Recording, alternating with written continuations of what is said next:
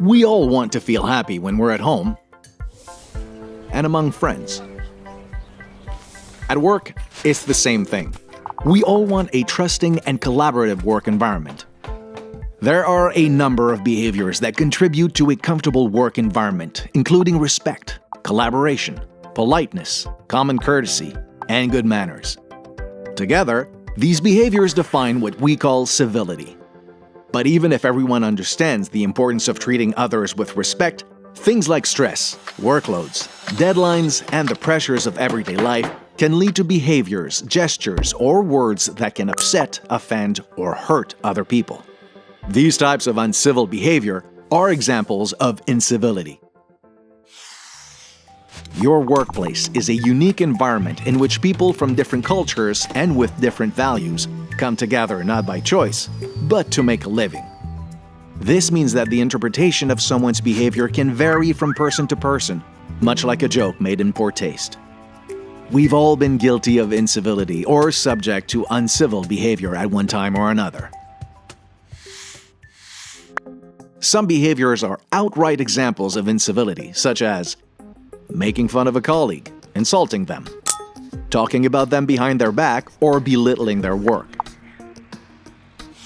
Other gestures or behaviors are a bit less obvious, such as being often late, looking at your cell phone while someone is talking, cutting people off, swearing or using foul language, leaving a mess behind and making others clean up after you, not putting tools or equipment back where they belong, disturbing others,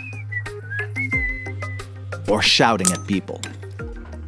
These gestures and behaviors are not necessarily meant to be malicious or hurtful, but they affect your work environment all the same. Uncivil behavior can have several negative effects on those who are subject to it. It makes people doubt themselves and suffer from feelings of isolation. It causes stress and anxiety. It increases the risk of work accidents. It leads to depression, to absenteeism, and might even cause someone to quit their job.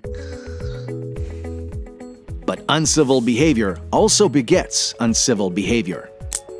As a defense mechanism, a person might resort to disrespectful gestures or behaviors.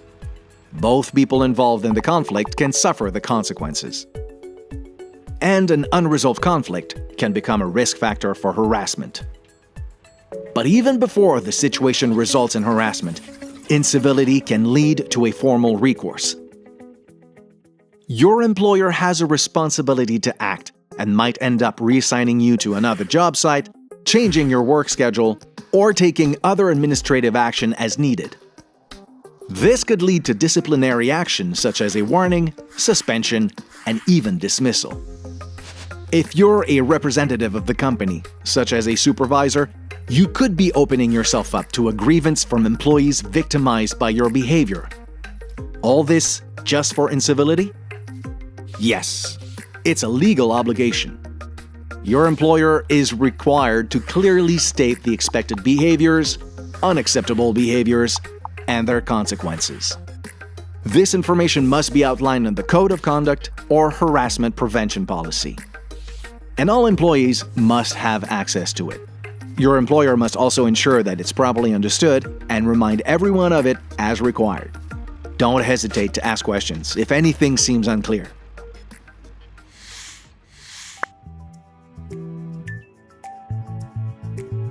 It can be tempting to trivialize inappropriate behavior and believe that it won't have any consequences.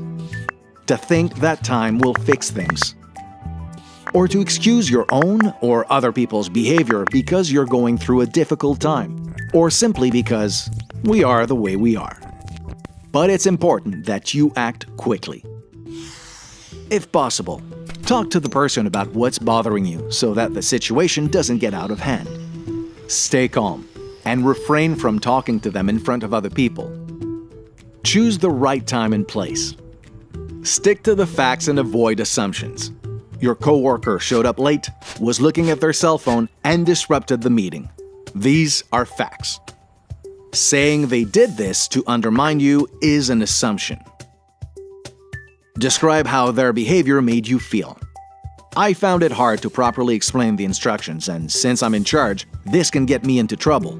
I also felt that you were being disrespectful. Agree to resolve the situation by sharing your expectations. I'd like you to listen during our meetings because it's important. Then confirm that they understand. If the uncivil behaviors persist, document the facts and meet with your supervisor to discuss the situation.